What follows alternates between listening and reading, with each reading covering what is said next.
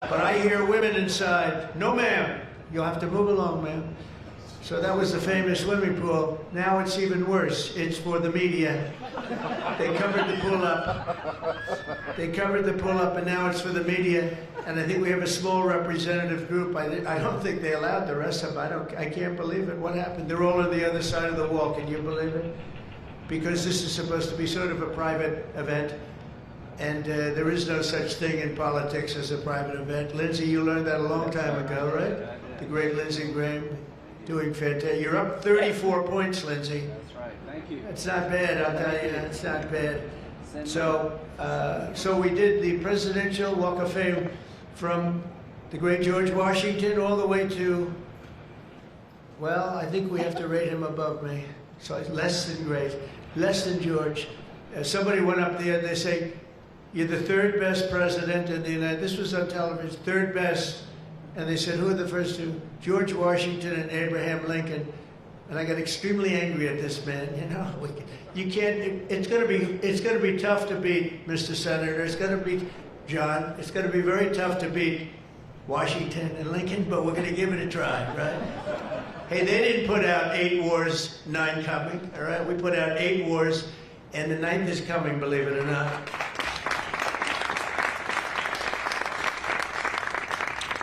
So I just want to say it's great to be with you. And when we're finished, later on, we're going to have a little quick lunch, and they do great food at the White House. And this is used sometimes for evening, where we've had some incredible people for the evening, and some of the big foreign leaders have been coming. And most excitingly, on the other side, you see the fence and the wall. We're building a world-class ballroom. You know, for 150 years, they've wanted a ballroom here. We don't have a ballroom. We have a little cocktail area, but we don't have a ballroom. The East Room, it's called, is a very small cocktail area. It holds about 88 people if it's tight. And I said, if I do this again, I'm going to get a ballroom built, and we're putting up our own money. With the government is paying for nothing.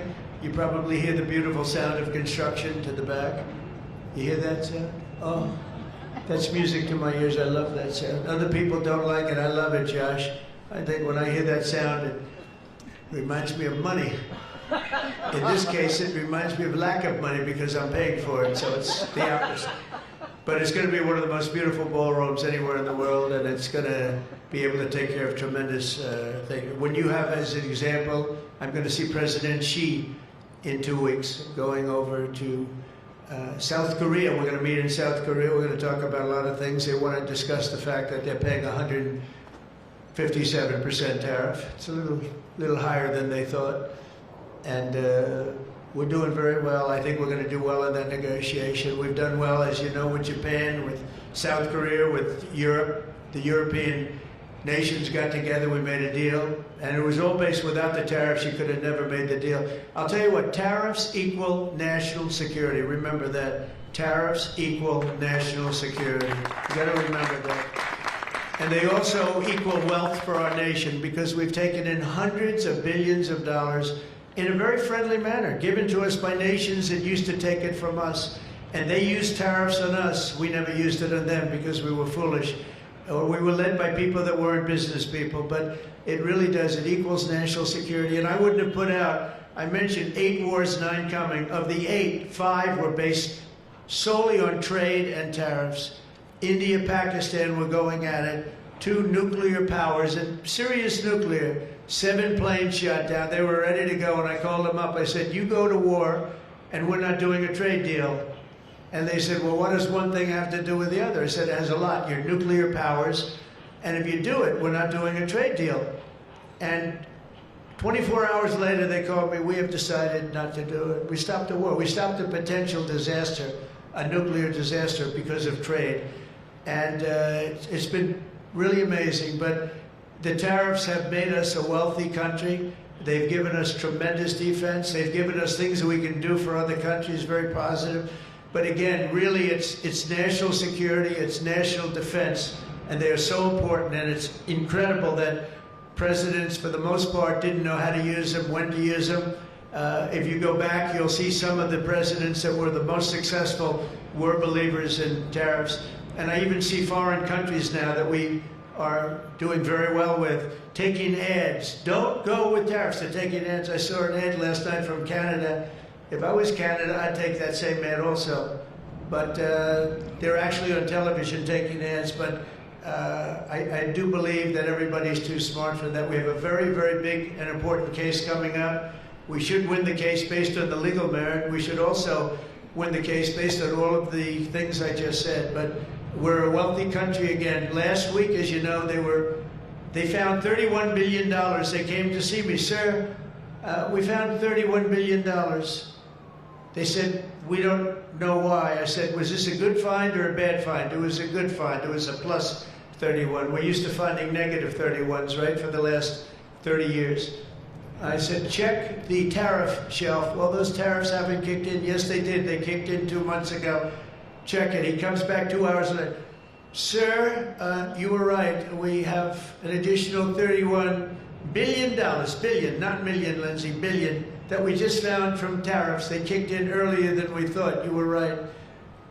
We're a wealthy nation again, and we're a nation that can be secure. We're a nation that can start paying down our debt. And with tariffs, we're the wealthiest nation ever in the history of the world. Without them, we've got to slog. We've got to slog. But remember this, other nations, including China, Japan, European nations, they used tariffs against us for many years. That's why we owe $37 trillion. That's why. But they used tariffs very successfully against us, and we had presidents that never fought it. But now you have a president that does fight it. So I just want to welcome you to the incredible Rose Garden. It's just an incredible place. It was done, we did it, brought it back to health. It was in very bad shape, actually, and we brought it back to health. First Lady Melania did a fantastic job on it. The surrounds and everything. It's all brand new wiring. You know, underneath there's a lot of wire, a lot of things. Everything brand new, everything beautiful. The only thing we did is we had to get a hard surface here because nobody could use it because of the grass. So I just want to welcome you, and I hope you're going to be here a lot. We're going to use it for meetings. We're going to use it for press conferences. Now we can use it. It was unusable before, and now we can use it. But everything that you see was redone. All of this was redone, and the whole White House is being redone. Some of you came through what they call the Rose Hall. They call it different names, but you probably noticed, I don't know if you came through this door, did you notice the white marble floor that was put there? That was made out of Home Depot tiles, about 1 foot by 1 foot. They were all broken, about 30 years old. And I replaced it with book-matched marble, paid for by your friend, President Trump. It's like, it's amazing how people like it when you say you paid for it. When I say I paid for it, they say, oh, I love it. But it really, they did a beautiful job. They're great talents. They're very talented marble people I have. And they replaced it with beautiful paradisial marble and statuary marble. And it's really, really beautiful. I want to thank the outstanding leadership team, and you really do have that. Majority Leader John Thune, who's been my friend, he really has done an amazing job. Thank you, John. Thank you. Done an amazing job. I didn't get to know John as well in the first term, and I've gotten to know him very well over the last 9 months, John, and you're doing a fantastic job. Thank you very much. Really great. Majority Whip John Barrasso was outstanding man. Thank you, John. Thank you. Great guy, too. Conference Chair Tom Cotton. He loves that military. He loves the military. He loves the military. Policy Committee Chair Shelley Moore Capito. Shelley, thank you very much, Shelley. Vice Chair James Langford. Very good, James, thank you. And you know, we have everybody but one person here. You know, everybody showed up. I figured you'd have like, I'd say 40 would have been a good number, right? We have everybody, we're just missing one person. You'll never guess who that is. Let me give you, he automatically votes no on everything. He thinks it's good politics. It's really not good politics. He's an automatic no. But I don't know. Look, if he wanted to come, I'd probably let him come, right? I'd let him come. Begrudgingly, but would let him come. A National Republican Senatorial Committee Chair, an unbelievable guy, Tim Scott. You know, Tim, I shouldn't say it because it's so, I don't know if it's going to be. But Tim ran, and he was very effective and very good, but he was on the debate stage and everything else, he was good just because he's good. But he wasn't as good as they thought he was. And when he got out of the race, he endorsed me almost immediately. And I used him as a surrogate. And I wasn't sure if I should because, you know, sometimes I want a total lunatic to get up and fight for me. And Tim is a really good person. So I wasn't sure. And I put him on the stage, and he ripped the heart out of everybody. He was so brutal. He was so unbelievable. It turned out to be absolutely one of my best surrogates, and it includes a lot of you people that were here. You were all surrogates. But Tim ripped these people apart.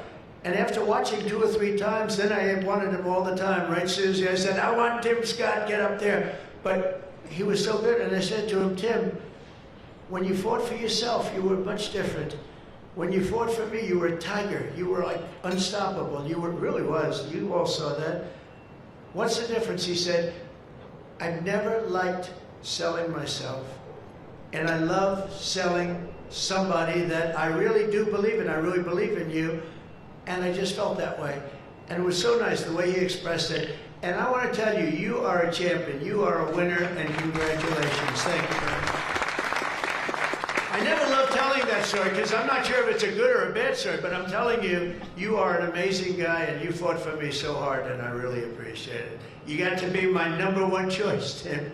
So something happened. I appreciate it. And you're doing great doing what you're doing right now. I also want to thank the entire Senate Republican Conference for your tremendous work on confirmations. Boy, did we have a couple of weeks, huh? We had some, I signed like 150 of them, and I didn't use an auto pen, by the way. I signed. You know, when you're signing these important, like a general getting approved from 3-star to 4-star and all of these different things and big confirmations and, you know, big stuff, you really have an obligation to actually sign it, I think. You probably noticed right there, number 46, we put up, right? We put up a little bit of an auto pen. We have 46, we have 45, we have 47. It's very interesting. Yeah, 46 is an auto pen. It's up there. It stays up there. People like it. It's probably going to stay up there for a long time. It's true. And I know you're looking into that.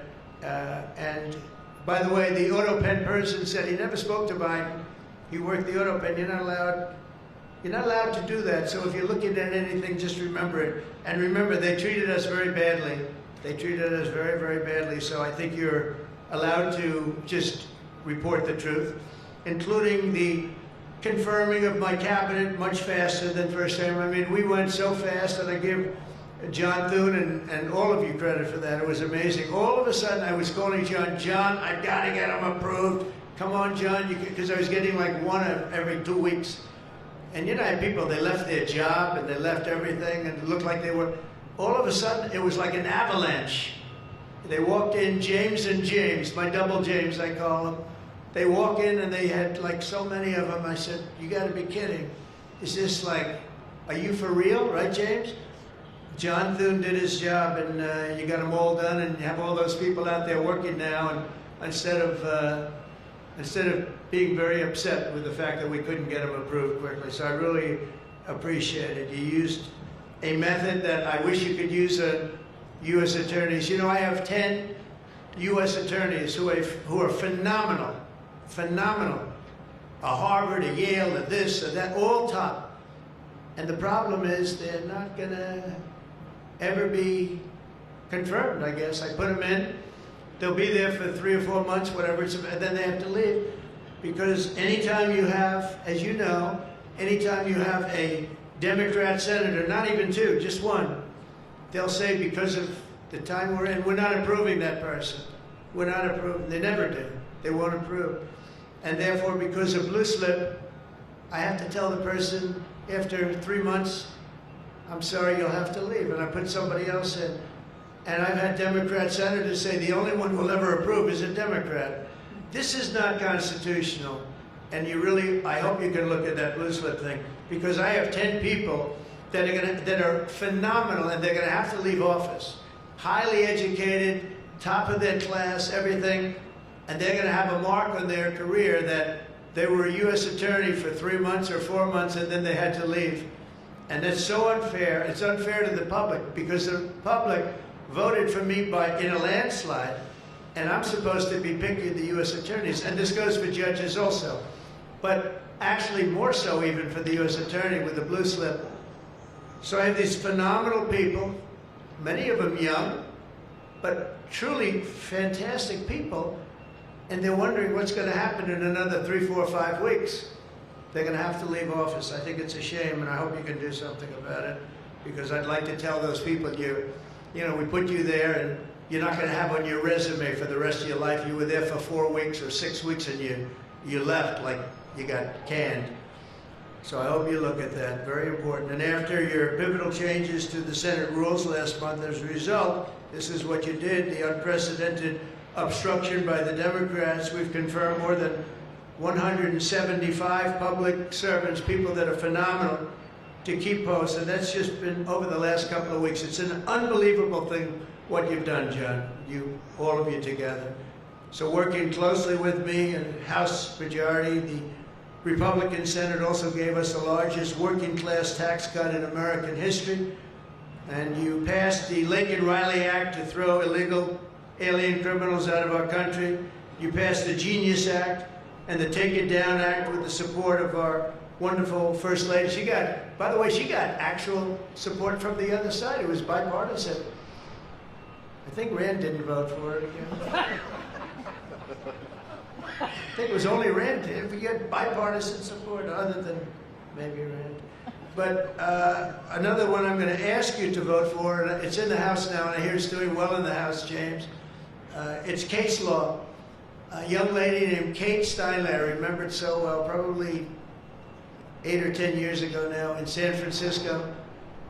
She was holding hands with her father on the San Francisco pier, looking out into the water.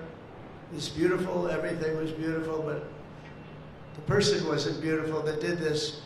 And this was an illegal alien that came into our country 5 times, was thrown out 4 or 5 times, I don't even know, but a lot, and came back and shot her through the head.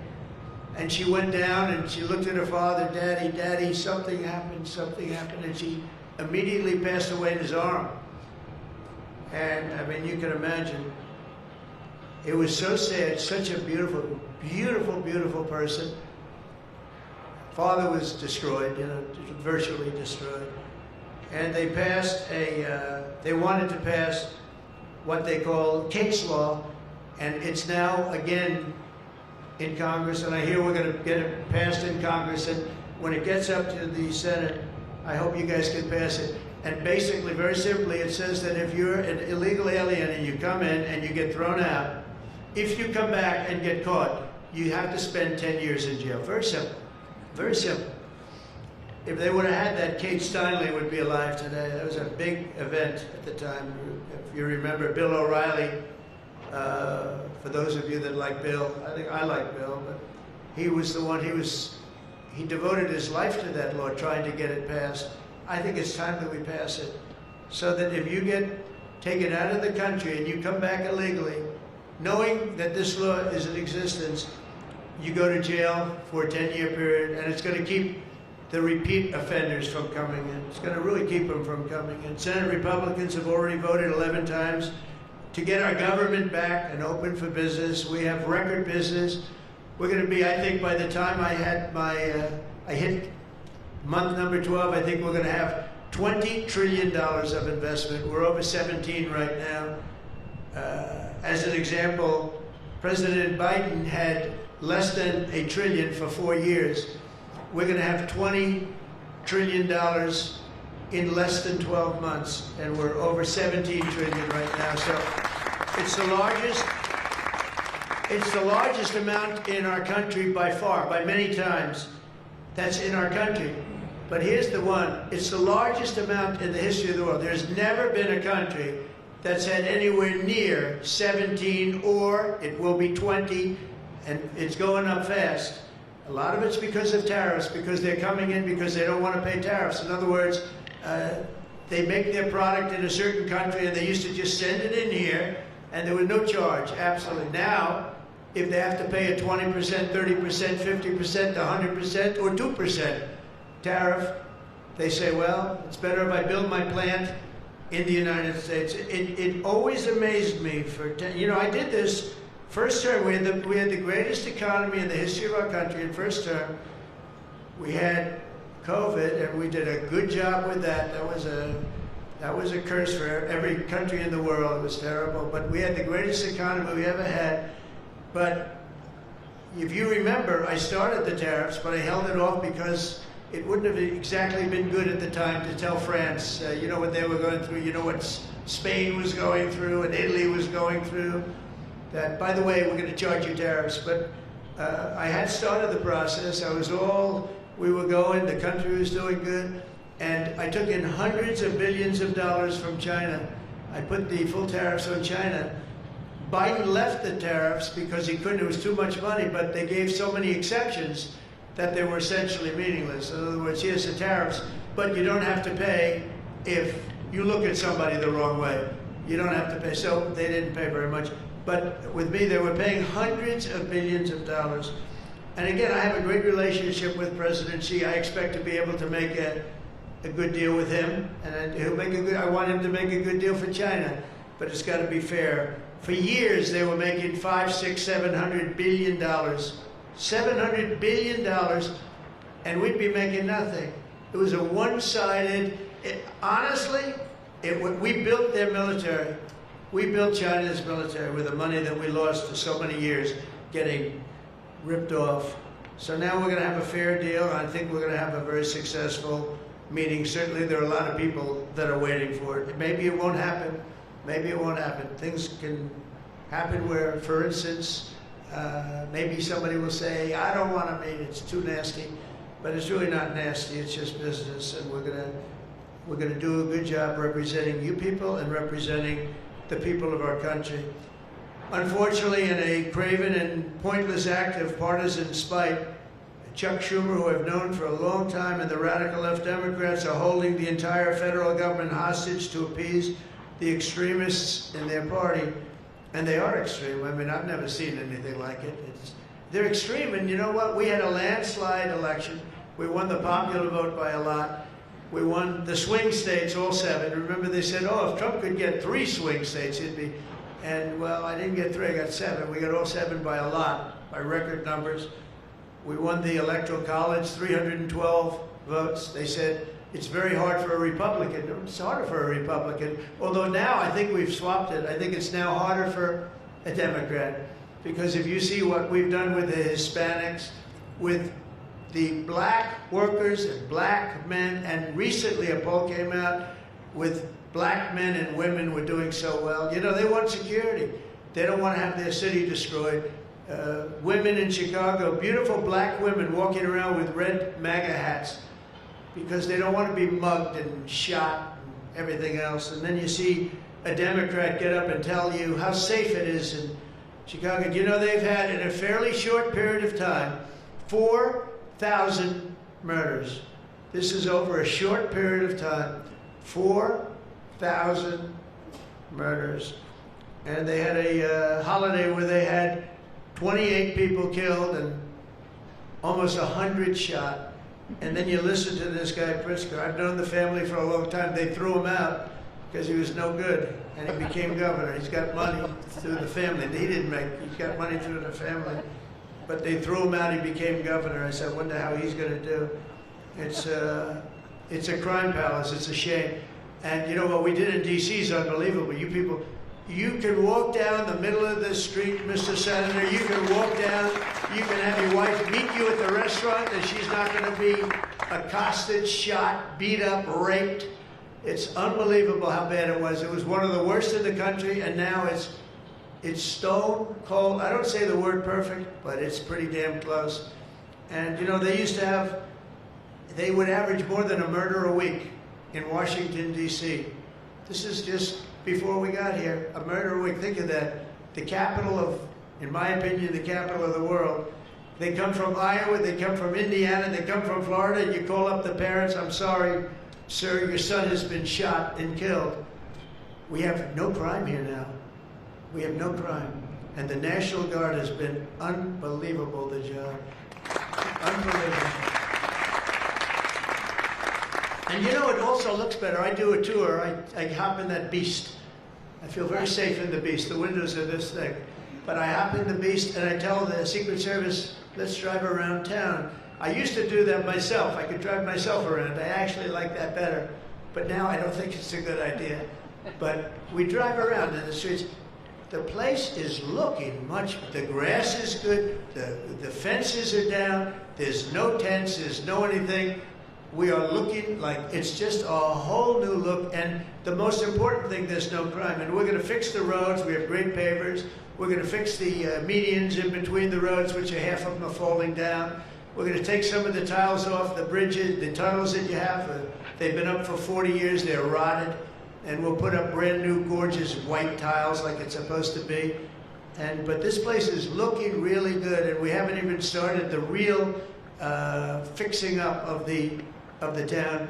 We're getting rid of the graffiti. You notice there's almost no graffiti anymore. A lot of that beautiful statuary marble and red graffiti all over it had bad signs up, and it stopped. We've taken out 1,700 career criminals and people that came in through an open border. They came in through Biden's open border, and we've taken them out. The thing having to do with all of the elements in the great, big, beautiful bill, I'll tell you, it's amazing what we've done. $200 billion in costs for medical. Well, we've done $50 billion for rural hospitals. And remember, no tax on tips, no tax on Social Security, no tax on...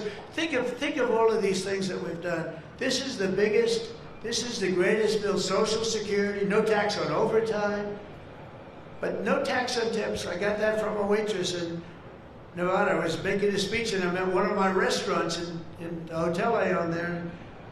I say, how are you doing? Well, sir, it's terrible. They're taxing my tips. They're going, I wouldn't have even thought that.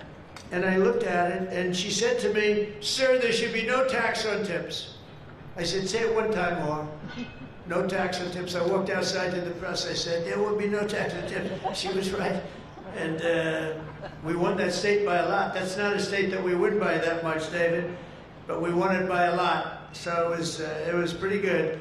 But that bill is chock full of so many different things. So it was the biggest bill. I'm actually saying this to the fake news so that they maybe print it, but maybe not, because you people know. It was the biggest bill ever passed in Congress. And what we did was a little risky. We put everything into the bill, John, right? And some people were against it. They said, no, you got to do small bites. And we gave it a shot, and we got it passed. I got a call from John. He said, it was 3 o'clock in the morning. Sir, we have 4 hard no's. Could you please call him? I said, what time is it, John? It's 4 o'clock in the morning, sir. So I call up. One of you is sitting right here. I said, Jim, could I say hello to you? It's 4 o'clock in the morning, right? He said, sir, you have my vote.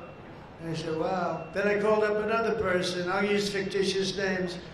Doug, can I get your vote? You've got it, sir. Then I called up another one. How about Josh? Can I have your vote, Josh? Because I like Josh. And Josh, who can be very difficult, said, sir, you have my vote. His wife was screaming at him on the other side. Sir, you have my vote. But I called people, and they weren't really hard-nosed. They wanted a little attention, unfortunately, at 4 in the morning. Sometimes I like the ones that don't like the attention, but we'll take it anywhere we can. And we got it passed, right, John? And nobody thought that could happen, because you have a small majority. And in the House, how about in the House, we had a majority of 3. We actually went down, after that, for a period of about 2 months, we went down to a majority in the House of 1. And I kept saying, you know, because I tell you, Mike Johnson's great. The team, these 2 teams, did you ever see 2 people more different? One's tall, one's slightly less tall. You want to be clear?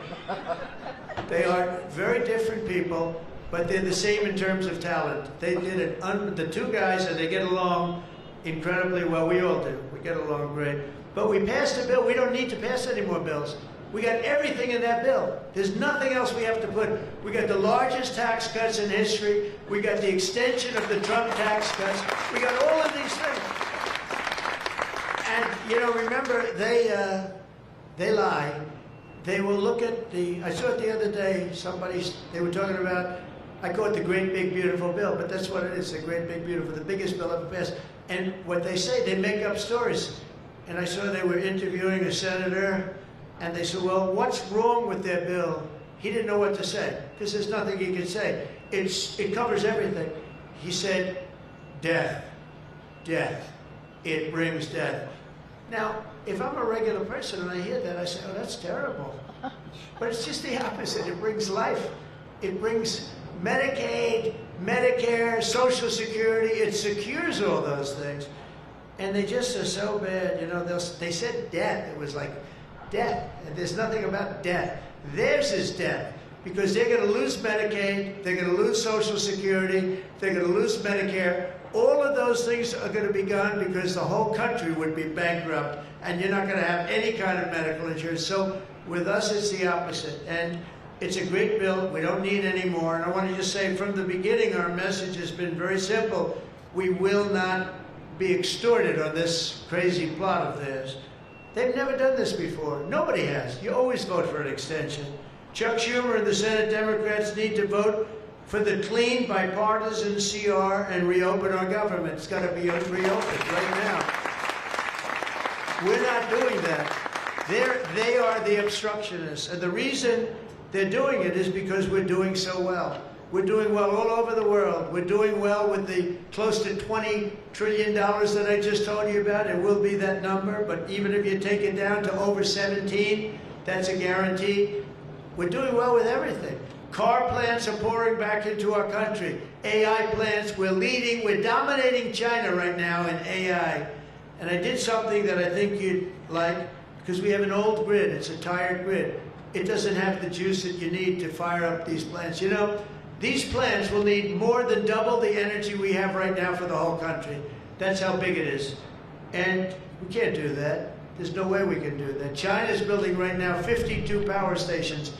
But I did something better. I'm letting everybody build their own power plant, so they'll become like an electric utility in addition to AI. But if they want to build their own plant, and we get their approvals within less than a month, it used to take 5 years prior to rejection. Sometimes a guy in Louisiana, they had one that took 12 years, and then they got rejected. I got it approved in 2 weeks when I got into office. That was the first term. And the plant is up now, and it's been a great thing for the state. I did it twice, actually. I got 2 of them that were dead after 12 years, and I got them approved, both of them, in less than a week. And that's what we're doing. Lee Zeldin, by the way, is doing a phenomenal job, Environmental Commission, I have to tell you. He knows that we have to get them fast, and we're getting them fast. So we're leading China in the AI race by a lot. Under Biden, Democrats voted 13 times for continuing resolutions to keep the government open. And all we want is simply to ask them to do it once again. They always voted for it. They never voted against it. Nobody votes against it. But they do that, and they do. It's partially my fault. I mean, I'm watching you, and I'm looking at all these great faces that I've seen. Really great people. I think with few exceptions, a couple of you I don't like that much, but with few exceptions, great people. And you look at what they do, and you look at the game they play, and it's a horrible game. And, you know, we have the hottest country ever. This is the hottest country anywhere in the world. And I say this, I'm sure you've heard me say it, but I was over in the Middle East, and the King of Saudi Arabia and others also said essentially the same thing. They said, you know, President, a year and a half ago, your country was dead. We never thought we'd see this. And right now, you have the hottest country anywhere in the world. We do. We have the hottest country anywhere in the world, which tells you about leadership, and that includes your leadership. So as you know, my door is always open to anyone. It's not like that AOC, how about her, where she said, she's talking about having rebellions and everything. She said, well, my door is always open. But she's not the leader. I'm sure the leaders felt very nicely about when she said her door's open. Who the hell wants to go into her door anyway? She doesn't know what the hell she's talking about. She's the one that started. You know, I remember, I'll never forget, she never took a course on the environment. And I watched her one day, and she was on television. She said, yes, our planet will be dead within 12 years. That was a long time ago. Our planet was supposed to be dead. Remember the 12-year theory? We were environmentally dead. Now, these people, they've got an agenda that nobody quite understands. The good news is they don't understand it either. They really have no idea. But the people do. The people understand. We're giving you the biggest tax cuts in history. All of these things, it all adds up that we should do fantastically well in the midterm. The only thing wrong with the midterms is that statistically, when you look, a president gets elected, and for some reason, and nobody, even the great John Thune, cannot explain to me, for some reason, even if he's a reasonably good president, and we've had success like nobody, but for some reason, you lose the midterms. I don't know why. I mean, the odds are tremendously against, like 92% or something. It doesn't make sense. If you have a great presidency, it only makes sense that you win the midterm. So there should be no reason for it. Somebody's going to explain there might be some dark, deep psychological reason where they want to vote the opposite way. I don't know what it is, but we have to win the midterms. Otherwise, all of the things that we've done, so many of them are going to be taken away by the radical left lunatics. I mean, we're going to end up with a communist mayor in New York. Can you believe it? A communist. Remember, I would always say, we will not have a socialist elected in our country. Remember, I'd say that all the time. And I was right. We skipped socialists. We got a communist elected. So I didn't tell a lie. I didn't tell a lie. I was right. We'll have a communist, not a socialist. But we've already seen the impacts of the dangerous game that they're playing. Democrats are causing delays in our air traffic control system. So important. We wouldn't have had, you know, this Pete Buttigieg, he spent billions of dollars on fixing the air traffic control. They'd use copper wire going into glass wire. Any union electrician here or any non-union electrician would say you can't hook copper into glass. It doesn't work. They spent billions of dollars. They turned on the system, and it was stone cold blank. We're getting a brand new system. We have bids out now. We have 3 great companies bidding. And I want one bid. Sean Duffy's doing terrifically. I want one bid. I want just bid, and they're responsible for everything. Not where you had, they had like 1,000 contractors. Every contractor, they're all running around. In the end, if one of them does a bad job, we want to be able to blame somebody, and it's going to be one of the very big companies because there's a lot of interest in it. So the air traffic control system is going to be rebuilt. Over 1 million federal workers right now, as you know, are going unpaid. That's a Democrat's fault. And children, tourists, unable to visit the museums in Washington, D.C., that we now have beautiful, safe streets, but we don't have the museums open. We should probably just open them. But we are doing things that nobody's ever done, nobody's ever seen.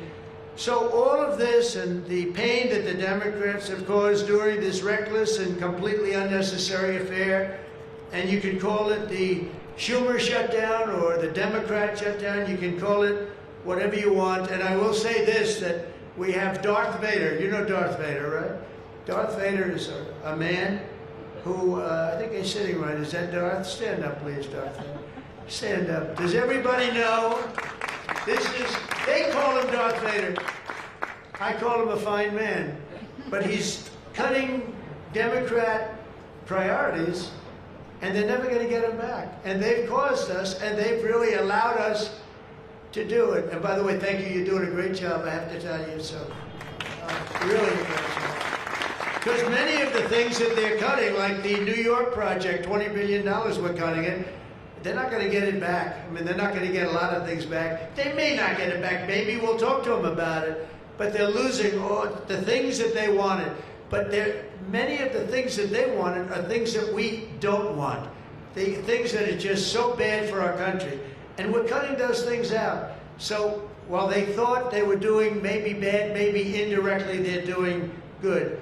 The cynical comment that they've made all over the place, and all of their cynical remarks proves beyond all doubt that Schumer is a calculating political partisan, but we knew that. But he's somebody that's in deep trouble. He's losing in all of the polls. He's even losing to AOC +3. Remember +3? What happened to the +3? Are they still around? I had one, when I was at the United Nations, I met the president of Somalia. And I said, I have somebody I'd like to give back to you. He said, no thanks, we don't want her. he didn't want anything to do with her. But today I'm calling on every Senate Democrat to stop the madness, to let our country get back in the greatest moment in the history of our country in terms of wealth, in terms of job creation, and in terms of investment coming in. These guys go on strike. It's really a shame. So I'm asking them to be smart. It's not working. They're getting killed in the polls. The public understands what they're doing. They're doing the wrong thing. And with that, I just want to say welcome to the White House. When we're finished, they do a great job. When they're finished, we're going to all come in. It'll be a little crowded, but that's okay. To the Oval Office, we'll talk a little bit, a couple of minutes. Got some interesting things. And I think I'd like to have, if I could, John, come up and say a few words, and we can close it out. And by the way, this is an open mic. It's open to the world. I think they can hear me out in the street. If anybody wants to come up and say after John, say we're all friends, and you can speak your heart out. But we've got to get our government open, and the Democrats are trying to keep it closed. Thank you. John, please. Well, Mr. President, thank you for having us. This is the 4th week of the Democrat shutdown, but we are all here today because your Republican team in the Senate is unified. This is now the longest full shutdown in history, but everybody here has voted now 11 different times to open up the government, and we are going to keep voting to open up the government, and eventually the Democrats, hopefully sooner or later, are going to come around. But Mr. President, your agenda is the right one for this country. This is your team. We are your partners in achieving and implementing the agenda that you campaigned on and the American people voted for.